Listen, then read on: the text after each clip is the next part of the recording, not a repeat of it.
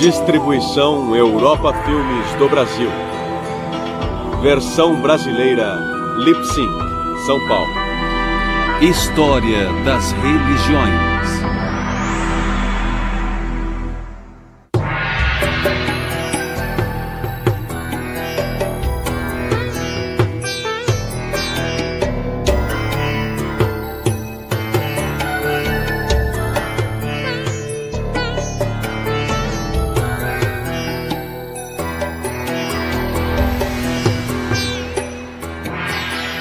Hinduísmo.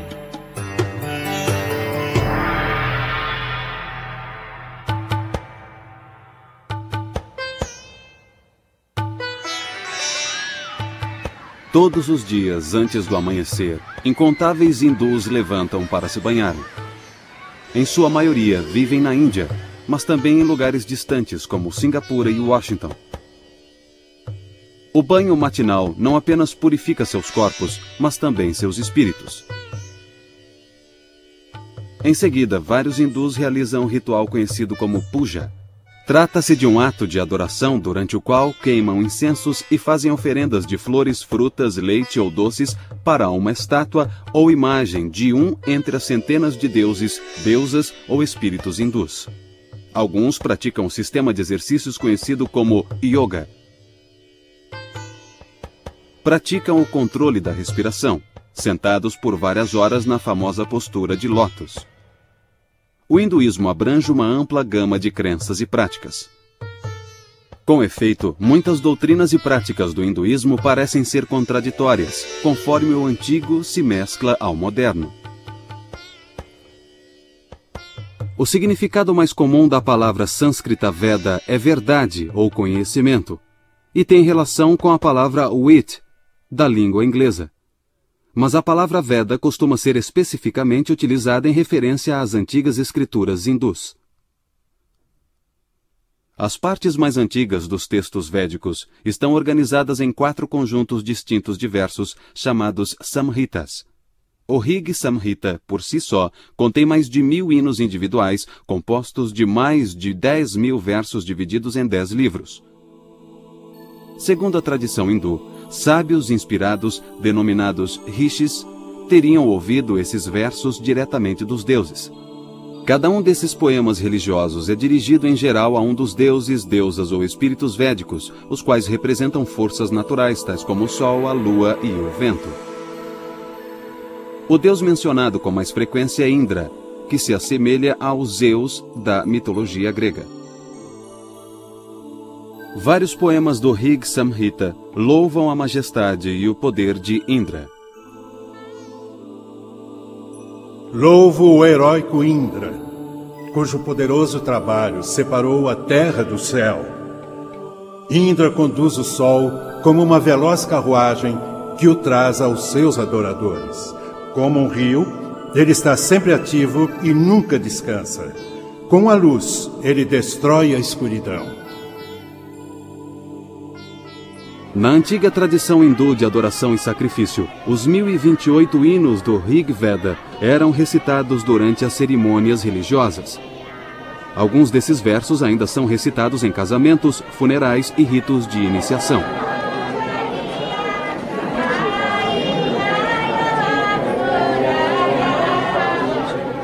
Os simples atos de recitá-los é sagrado, assim como o som produzido.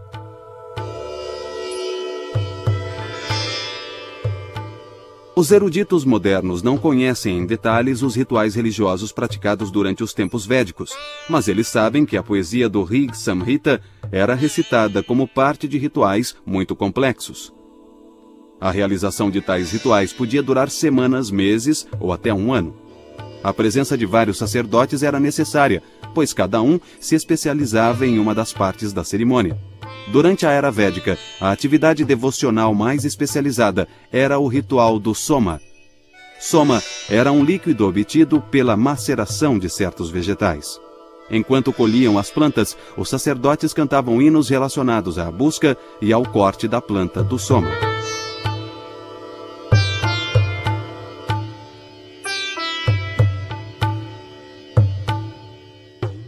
Os brahmanas, compostos aproximadamente entre 1800 a.C., adotam um tom insistente ao defender tanto a importância dos rituais quanto o costume de presentear os sacerdotes que os realizam. De fato, muitos dos Upanishads, os quase 300 últimos livros que compõem os textos védicos, censuravam o sistema religioso védico prestes a desaparecer e a ser substituído. Com efeito, os primeiros textos védicos não mencionam as crenças e as práticas que os contemporâneos costumam associar ao hinduísmo. Os Samhitas indicam que os antigos indianos comiam carne de vaca. Mas ao longo dos séculos, a vaca tornou-se um animal sagrado, um símbolo da fertilidade da terra. Comer sua carne tornou-se um pecado. Os primeiros Vedas descrevem uma vida após a morte. Posteriormente, os Upanishads introduziram uma ideia diferente, a reencarnação. Os hindus passaram a acreditar que as almas não iluminadas estão presas a um ciclo contínuo de morte e renascimento. Moksha, a liberdade do doloroso ciclo de morte e renascimento, tornou-se a meta dos que se dedicam à meditação e à autodisciplina. É provável que as crenças e práticas védicas tinham sido ofuscadas por revoltas religiosas contra a dominação dos sacerdotes e seus rituais rebuscados. As tradições religiosas do jainismo e do budismo, iniciadas no século VI a.C., viriam a se tornar os mais famosos desses movimentos de protesto. O budismo e o jainismo foram, em parte, uma reação ao sistema de castas. Esse sistema é composto de 4 níveis: os brahmanes, ou sacerdotes, os kshatriyas, ou guerreiros, os vaishyas, ou trabalhadores, e os shudras, ou intocáveis. Essas castas eram rígidas e não era possível transitar entre elas. Uma mulher poderia mudar de casta através do casamento, mas o homem ficava preso à sua casta, nascia em uma casta e tinha que seguir as regras de comportamento daquela casta. Os brahmanes eram encarregados dos rituais, e em sua ausência a casta mais elevada se ocupava dos rituais. A obsessão por rituais marginalizou grandes setores da população, alienou-os totalmente de qualquer crença espiritual ou religiosa, pois não podiam tomar parte desses rituais. Eles podiam contratar um brahmane para realizar o ritual, mas não participavam do ritual propriamente dito, ficavam alheios a ele. O desenvolvimento do budismo e do jainismo tem aí uma de suas razões, sendo uma reação contra o extremismo de casta e de ritual. As doutrinas filosóficas e éticas dos jainistas e dos budistas mudaram a natureza do hinduísmo. Os rituais védicos foram ficando em segundo plano a partir do século VI a.C. Teve início uma nova era de desenvolvimento do hinduísmo.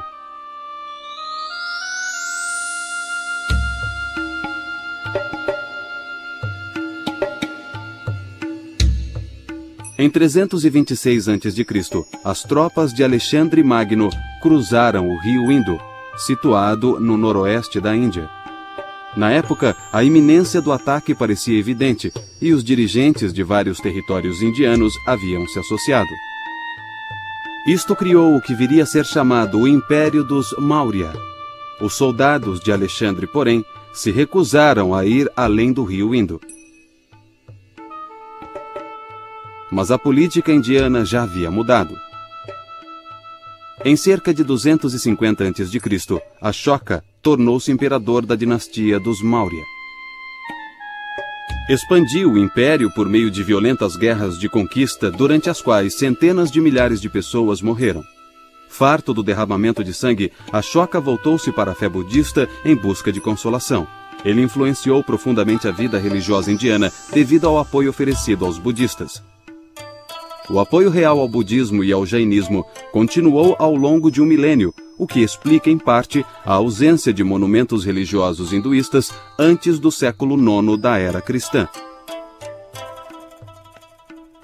Embora poucos edifícios religiosos hindus tenham sobrevivido, as bibliotecas mostram que o hinduísmo estava reagindo aos desafios colocados por budistas e jainistas, porém de forma mais intelectual do que material. a resposta hindu assumiu duas formas. Primeiro, os hindus reestruturaram seus sistemas filosófico e teológico. Aprofundaram ideias budistas e jainistas ou criaram argumentos contra elas. Por exemplo, os hindus aceitaram a crença em reencarnações. Adotaram outros conceitos como o karma, que é a soma das influências negativas e positivas geradas por boas e más ações. Os hindus também abraçaram a ideia de que o karma pode ter um impacto que se propaga ao longo de várias encarnações, mas rejeitaram a noção de que Buda tivesse aprendido o caminho para a salvação. O segundo tipo de resposta hindu foi a ênfase à adoração de divindades pessoais. Os deuses que se tornaram objeto de adoração não eram os mesmos encontrados nos textos védicos. Vishnu, Shiva, Krishna e Rama ganharam destaque, ao passo que Indra e os outros declinaram. Os Upanishads continham algumas indicações das respostas da filosofia hindu ao budismo e ao jainismo. Por exemplo, o Taittiriya Upanishad começa com várias afirmações que são citações quase exatas de tratados budistas. Entretanto, em sua continuação, o Taittiriya Upanishad conclui que existe um verdadeiro ser interior, o que os budistas negam. Os filósofos e teólogos hindus começaram a sistematizar ideias que não haviam sido plenamente desenvolvidas nos Upanishads. No fim do século VIII e início do século IX d.C., um filósofo talentoso chamado Shankara viria a se tornar o mais célebre expoente da posição que veio a ser conhecida como Advaita Vedanta. Advaita significa literalmente não dual. O Advaita Vedanta afirma, portanto, que a realidade suprema, ou Brahma, e o ser individual, ou Atman, são um só. Shankara afirmou que os deuses são formas interiores de Brahma e que as pessoas não se prejudicavam adorando um deus pessoal. O próprio Shankara era adorador de Shiva. Shankara acreditava que, no fim, cada um deveria ultrapassar essa dependência das deidades individuais. Disse que cada um de nós viria a compreender que os diversos deuses são reflexos imperfeitos do que ele chamava de Brahma sem atributos. O Advaita Vedanta de Shankaracharya é uma posição muito forte na Índia. A questão é, por que é uma posição tão forte? Os românticos alemães do século XIX e particularmente Schopenhauer se interessaram muito pelo Advaita Vedanta. Por quê? Porque é não dual. E isso era bem diferente das tradições que os românticos alemães viam penetrar na Europa desde o tempo de Cristo. Então, em vez de olhar para o similar às suas próprias tradições, posições dualistas, eles dirigiram seu olhar para o não dualismo. Embora essa posição seja certamente interessante e atualmente seja adotada por muitos hindus, sendo também aquela que as pessoas costumam assimilar ao hinduísmo, nem todos os hindus acreditam nela. Existem posições duais, posições dualistas, posições Dvaita, nas quais Atman e Brahma são vistos como separados, distintos, como dois.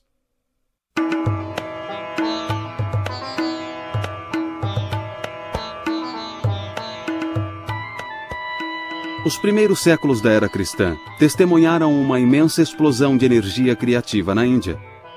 Havia teatro, poesia, histórias e muitas outras formas de literatura que expressavam a nova criatividade dentro da civilização hindu. Duas obras vieram a ter importância tanto literária quanto religiosa. Uma delas foi o poema épico chamado Mahabharata, cujo título poderia ser traduzido por O Grande Livro dos Bharatas.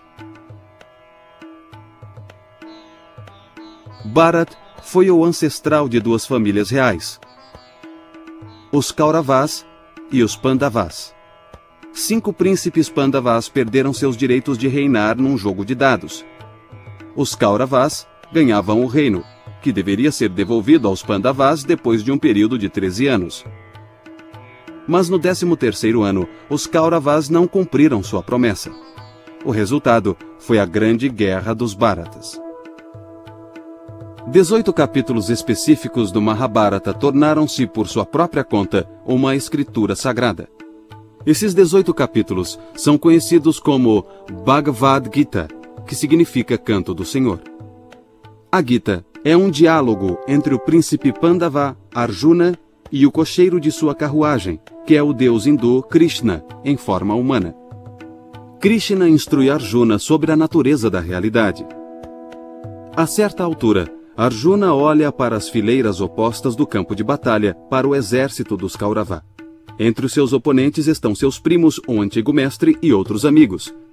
Ele se enche de terror e remorso ao pensar que terá que matá-los. Ao longo da Gita, Krishna ouve com paciência enquanto Arjuna se aflige ao pensar nas potenciais consequências da matança. Krishna refuta cada uma das objeções de Arjuna, revelando sua própria natureza divina. O guerreiro Arjuna logo se conscientiza de que Krishna determina o curso de todos os acontecimentos. E Krishna diz a Arjuna que seu dever divinamente estabelecido é o de lutar. Não podemos esquecer que Arjuna é um guerreiro, nasceu como um guerreiro. E Krishna está apenas lhe indicando que ele deve seguir seu Swadharma, sua natureza, a natureza do seu ser que, como Kshatriya, como guerreiro, é a de lutar, independentemente de suas relações com seus oponentes.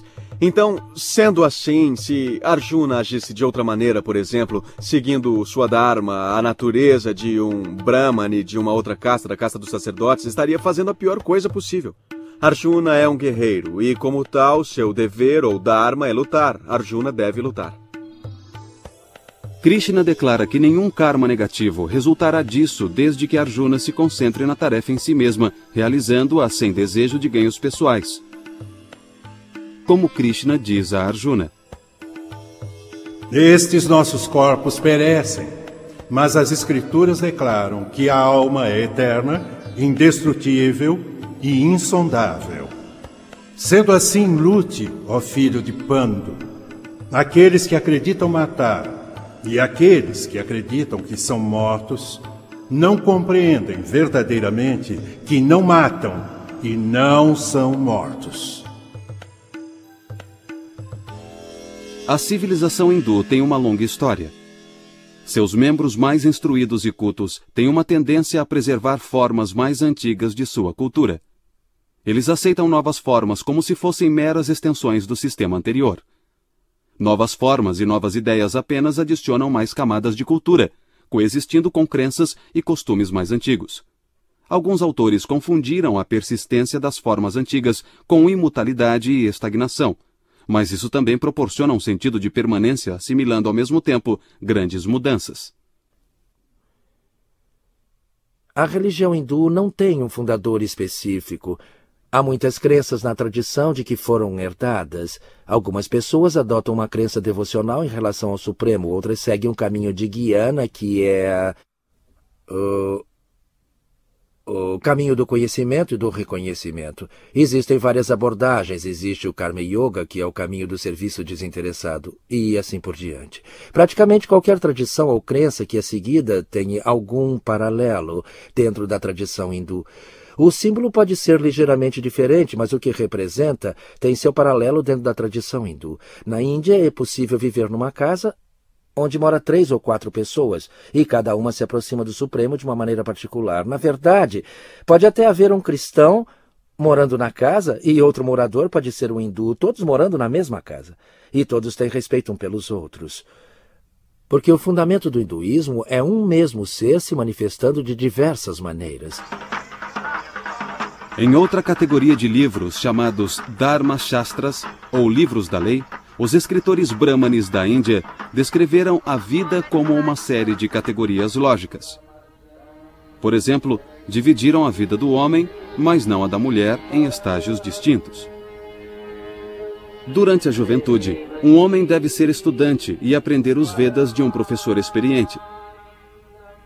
Depois deve tornar-se um chefe de família, responsabilizando-se pela reprodução e preservação do mundo material. Um homem que avança em idade deve ir se afastando das coisas do mundo.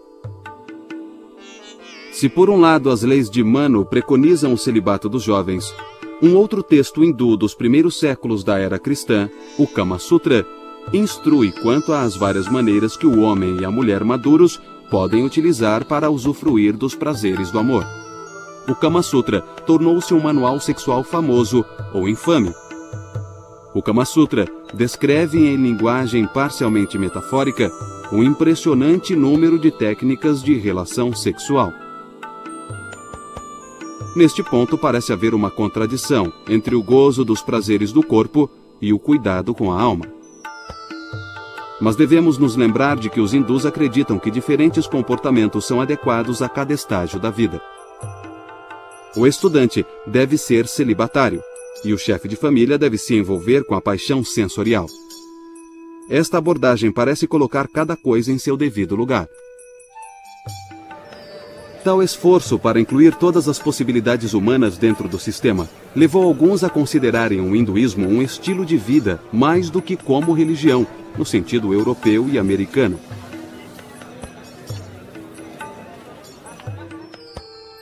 Uma outra dimensão do estilo de vida hindu surgiu no que poderia ser chamado de Baixa Idade Média da Índia. Esta nova dimensão era um sistema bastante desenvolvido de astrologia e continuou a ser parte importante da vida hindu. Extensos manuais sobre o assunto eram facilmente encontrados, e o astrólogo de calçada tornou-se uma figura importante em todas as cidades e vilarejos. No caso de decisões importantes como a realização de um casamento, os horóscopos da noiva e do noivo recebiam cuidadoso estudo. Os horóscopos também eram consultados para escolher o dia mais auspicioso para o casamento. Assim, tanto as estrelas como as fases da lua, os dias do mês e as horas do dia têm um papel de destaque na vida dos hindus. Dessa maneira, a astrologia se assemelha à água como um dos elementos práticos do hinduísmo. Hindus, judeus, cristãos e muçulmanos utilizam a água tanto física quanto simbolicamente, como substância de purificação. Os cristãos entram em uma nova vida através do batismo. Os muçulmanos têm que se lavar antes de orar para se purificarem. Da mesma maneira, os hindus consideram o banho como um ato que remove qualquer forma de impureza, razão pela qual a maioria dos hindus se banha todas as manhãs. Os hindus consideram o rio Ganges, no norte da Índia, como a água mais pura do mundo. Muitos hindus acreditam que um banho no Ganges elimina todos os pecados.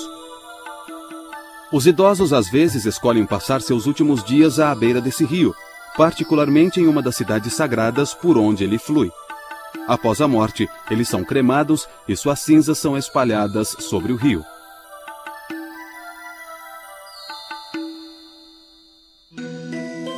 Durante os séculos IV e V d.C., o hinduísmo ressurgiu como religião dominante na Índia depois de superar os desafios colocados pelo budismo e jainismo. Os milhares de templos construídos durante esse período eram apenas os símbolos mais óbvios do renascimento hindu. Ellora, localizada na Índia Central, perto da cidade de Aurangabad, apresenta uma série de grutas que foram ampliadas e decoradas por muitas gerações de escultores de pedra. O mais impressionante monumento de Ellora, contudo, é o templo Kailasana, do século VIII, dedicado a Shiva. Por meio da construção de templos, a iconografia, o simbolismo visual da estatuária religiosa, tornou-se muito importante. Em culturas nas quais poucas pessoas eram capazes de ler, os símbolos conhecidos permitiam que os iletrados compreendessem a mensagem transmitida pelas construções religiosas.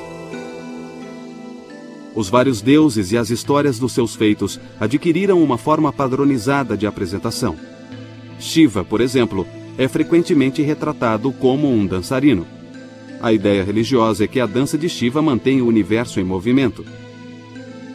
Outra representação de Shiva é a do Mahayogi, o meditador cósmico. Essas imagens apresentam Shiva sentado na postura de lótus, com os olhos apenas entreabertos, focalizando a ponta de seu nariz. Como outros ascetas errantes, Shiva está sentado sobre uma pele animal. Seus cabelos estão enrolados no topo da cabeça e disse que é deles que o Ganges flui. A ideia simbolizada aí é a de que a meditação de Shiva cria e sustenta o universo. As imagens dos deuses hindus são instaladas nos templos e são tratadas como se fossem pessoas. As imagens são adoradas por meio de orações e oferendas de alimentos, além de serem banhadas e vestidas regularmente. Judeus, cristãos e muçulmanos consideram a adoração de imagens como idolatria. Mas os hindus sabem que Deus existe espiritualmente e não pode ser reduzido a uma imagem ou estátua. Embora mostrem grande respeito pelas imagens em si mesmas, os hindus cultuam na realidade o que as imagens representam. Na maneira hindu de ver as coisas, só há um ser que se manifesta de diversas maneiras. As deidades são cristalizações desses princípios. A mesma consciência universal se manifesta em cada deidade, mas é uma das naturezas de Deus ou um dos sabores de Deus que é representado pelas deidades. Por exemplo, o aspecto de Deus que remove os obstáculos é personificado como Ganesha, mas sob o aspecto externo está a mesma consciência onipotente.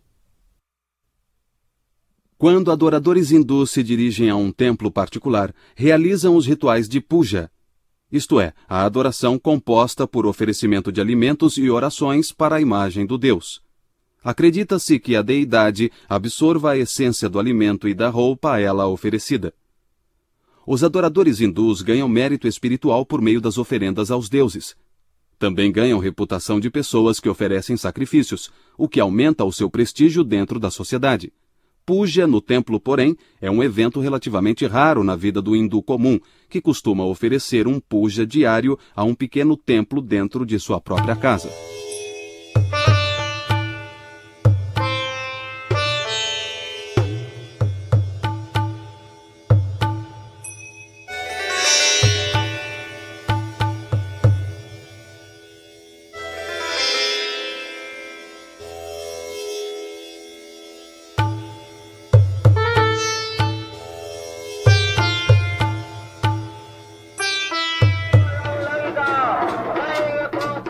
No hinduísmo, não existe um dia específico do Senhor, ou Sabá, como têm os judeus e os cristãos, embora os hindus celebrem frequentemente festivais em homenagem a um deus ou outro. Um dos mais famosos entre esses festivais é o Ram Lila, ou Saga de Rama, que é especialmente popular no norte da Índia. O Ramayana é quase tão popular e influente quanto os Mahabharata e seus capítulos sagrados, a Bhagavad Gita. No Ramayana, o deus Rama assume a forma humana de um príncipe. A história se desenrola em torno do sequestro de Sita, esposa de Rama, pelo demônio chamado Ravana. Rama e seu irmão Lakshmana buscam Sita e seu capturador, e disso decorrem muitas aventuras. Rama faz uma aliança com Hanuman, e finalmente ele e Lakshmana confrontam o demônio na ilha do Sri Lanka. Utilizando o poder divino de Rama e de milhares de macacos do exército de Hanuman, os heróis matam o demônio.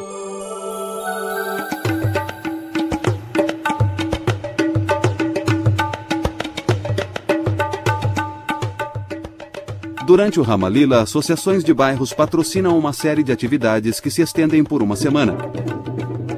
A cada noite, as associações de bairro realizam apresentações para contar a história do Ramayana. As peças dão aos artistas amadores a chance de mostrar seus talentos.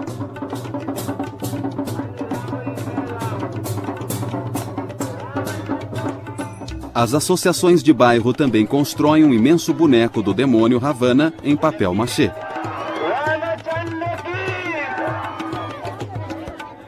O ponto culminante do festival é o momento em que o demônio é queimado. No século XI da era cristã, diversas forças internas e externas atuando na Índia contribuíram para dar ao hinduísmo sua forma moderna. A primeira e mais significativa força externa foi a chegada dos muçulmanos. Os muçulmanos provenientes da Ásia Central e do Afeganistão viriam a ter grande impacto na vida indiana. O sultão Mahmud, governante de Ghazna nos séculos X e XI, região atualmente chamada de Afeganistão, ordenou as primeiras grandes invasões muçulmanas pelo Estreito de Khyber.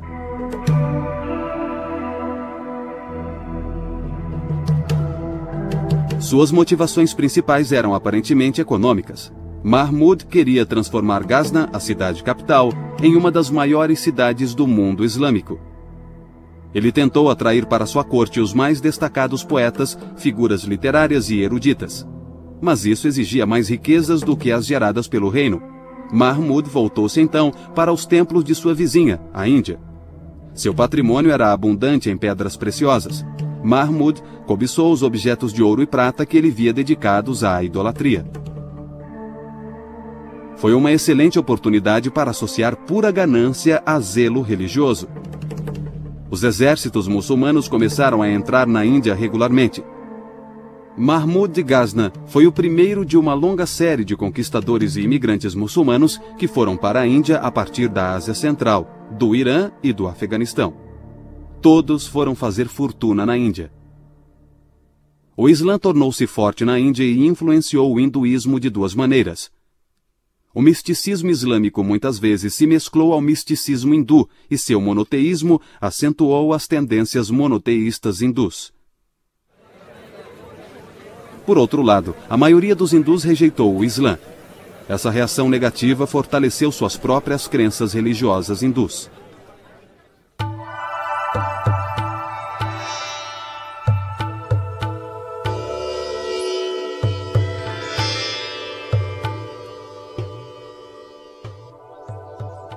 Os movimentos Bhakti renovaram o hinduísmo entre os séculos IX e XVIII da era cristã. Os devotos não estavam interessados nas áridas doutrinas filosóficas dos adeptos do Advaita, que discutiam a realidade última e única do ser. Os Bhaktis, ao contrário, concentravam-se no amor estático por Deus. Abraçaram plenamente os conceitos de sacrifício, entrega e devoção, implícitos na palavra Bhakti.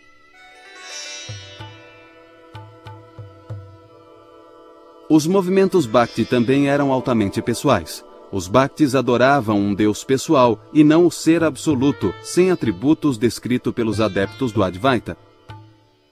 Os crentes imitavam os santos poetas, essenciais para o movimento. As histórias das vidas desses poetas estáticos eram bem conhecidas. Um dos movimentos devocionais que mais se desenvolveu tinha por objeto um ser humano conhecido como Krishna. Acreditava-se que Krishna era uma manifestação do deus Vishnu. Os seguidores de Krishna o reconheciam como divino. Vishnu era apenas mais um de seus nomes. O lugar de Krishna no hinduísmo lembra o de Jesus no cristianismo. Cristo é considerado por seus seguidores como Deus encarnado, enquanto Krishna seria Deus manifesto num corpo. Alguns dos santos poetas eram mulheres, e os movimentos Bhakti costumavam atribuir à mulher um lugar central. Radha, a consorte de Krishna, tornou-se a personagem modelo para seguidores homens e mulheres. A devoção altruísta de Radha e Krishna tornou-se o modelo a ser seguido por todos os devotos de Krishna. Ao longo do século XIX, o hinduísmo gradualmente tomou uma nova consciência de si mesmo. Os hindus começaram a se definir de forma mais precisa, em contraste com outras religiões, tais como o Islã e cristianismo.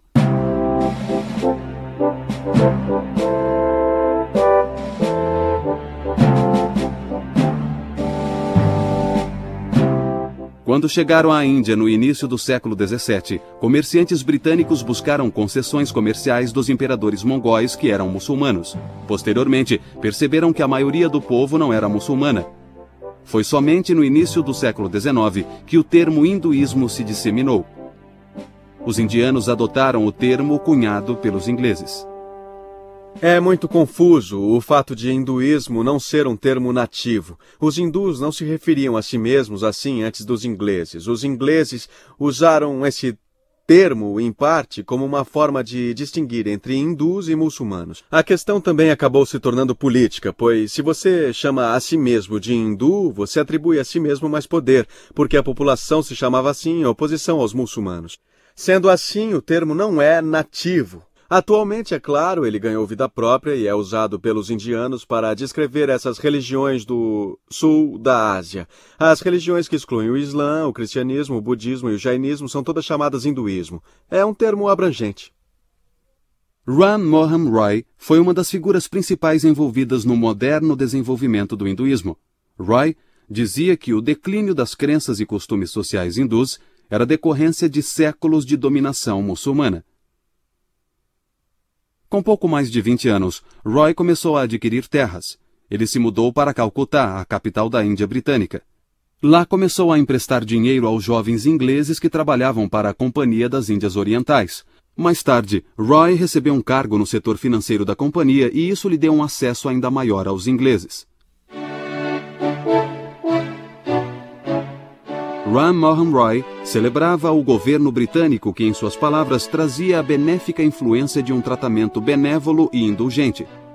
Roy acreditava que o domínio britânico permitiria que os hindus retomassem os puros ensinamentos do seu passado ancestral. Outra tendência teve início no século XIX, a ligação entre hinduísmo e política indiana. Bal Gangadhar Tilak foi um líder que percebeu rapidamente que o recurso à religião poderia mobilizar as massas hindus. Tilak era um implacável oponente do domínio britânico. Embora fosse instruído em direito, recusou-se a ter qualquer relação com as carreiras disponíveis nas cortes britânicas. Em vez disso, tornou-se editor do jornal denominado Kesari, que era publicado em Marathi, a língua de sua região natal. As ideias defendidas por Tilak o levaram à prisão inúmeras vezes, acusado de incitar oposição aos britânicos e conflitos coletivos. Os ingleses impuseram severa censura aos discursos políticos na Índia. Quando Tilak morreu em 1920, ele era provavelmente o líder mais popular do Partido do Congresso Nacional Indiano. Sua retórica anti-britânica teve consequências duradouras. Mohandas Gandhi nasceu num pequeno vilarejo em Porbandar, no estado de Gujarat, na costa ocidental da Índia. Seu pai era primeiro-ministro do governo local. A família de Gandhi pertencia à casta Bania, de mercadores hindus. Ao longo dos séculos, eles haviam absorvido profundamente os princípios éticos do jainismo, particularmente os ensinamentos de Ahimsa, ou total não violência. Ahimsa significa a não violência total, ou seja, a não violência em pensamentos, palavras e atos. E essa filosofia de Ahimsa não pode ser realizada plenamente pelos indivíduos ou pessoas comuns. Mas Gandhi tinha a seguinte percepção, como um estudante na escola. Ele ou ela aspira a receber nota 10, mas nem todos os estudantes que frequentam a escola têm nota 10, mas todos esperam alcançá-la. Da mesma maneira, podemos nunca conseguir ser totalmente não violentos na vida, mas devemos continuamente buscar alcançar esse nível à medida das nossas possibilidades. Durante a Primeira Guerra Mundial, Gandhi deu grande apoio à causa britânica. Ele esperava que a cooperação resultasse depois em concessões políticas por parte do Império Britânico. Ao contrário, os ingleses decretaram leis extremamente repressivas que limitavam os direitos políticos dos indianos. Gandhi tornou-se então um forte oponente ao domínio britânico. Se antes usar elegantes ternos e chapéus confeccionados em Londres, passou a vestir-se com uma simples túnica branca, como as usadas pelos ascetas errantes. Gandhi começou a se dirigir às massas com a linguagem da religião. Ele descrevia sua tática com a expressão satyagraha, uma refinada palavra sânscrita que significa constância na verdade. A verdade significava muito para ele, teve uma importância tremenda para o meu avô em toda a sua vida. Houve uma época em que ele dizia, Deus é verdade. Então, mais tarde, ele percebeu que a verdade é Deus. O que realmente estamos tentando é alcançar essa verdade suprema, e isso é alcançar a Deus, alcançar o pleno estado divino. Ele chamava seu movimento de Satyagraha, que é uma combinação de duas palavras sânscritas. Satya significa verdade e agraha significa busca de. Ele sentia que todos nós, indivíduos, estamos constantemente buscando a verdade e temos que buscá-la sinceramente se buscamos a salvação.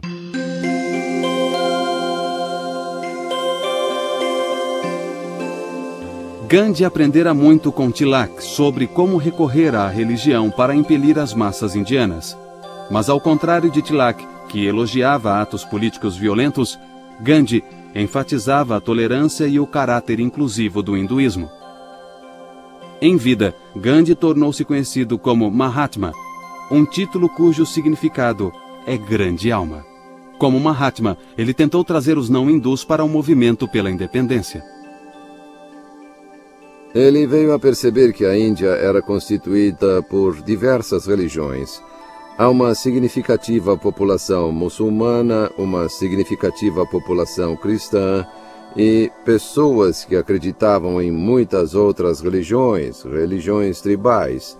Então, trata-se de um conglomerado de diferentes credos religiosos e não podíamos desejar eliminá-las. Não podíamos declarar a Índia um estado hindu e esquecer o resto das pessoas. O país tinha que sobreviver como um estado leigo que daria oportunidades iguais e direitos iguais às diferentes religiões e às pessoas que acreditavam nessas diferentes religiões.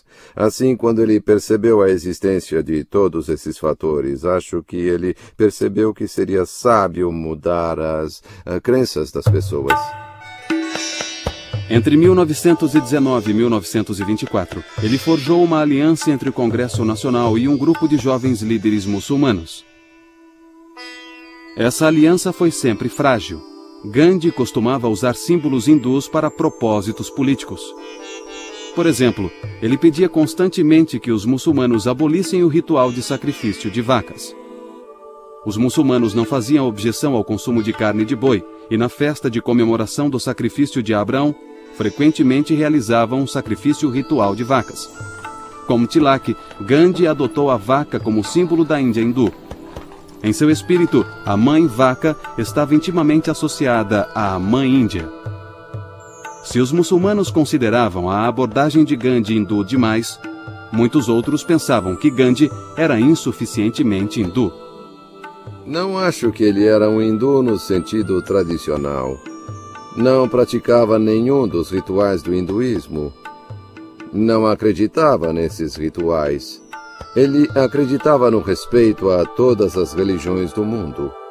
E por isso ele as estudava. De fato, uma de suas frases famosas é que um estudo amigável de todas as escrituras é um dever sagrado de todos os indivíduos.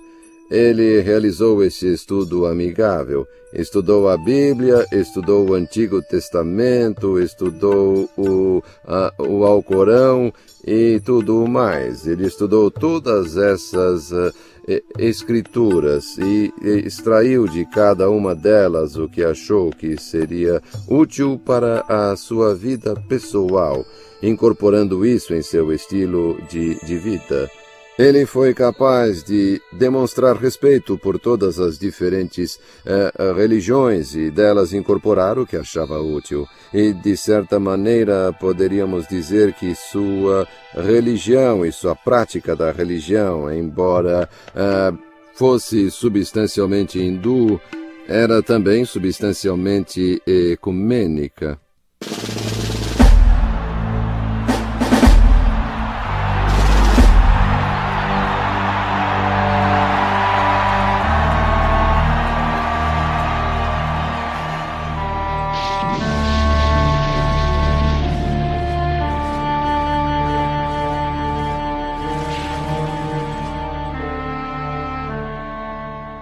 Depois da Segunda Guerra Mundial, a Índia britânica se dividiu.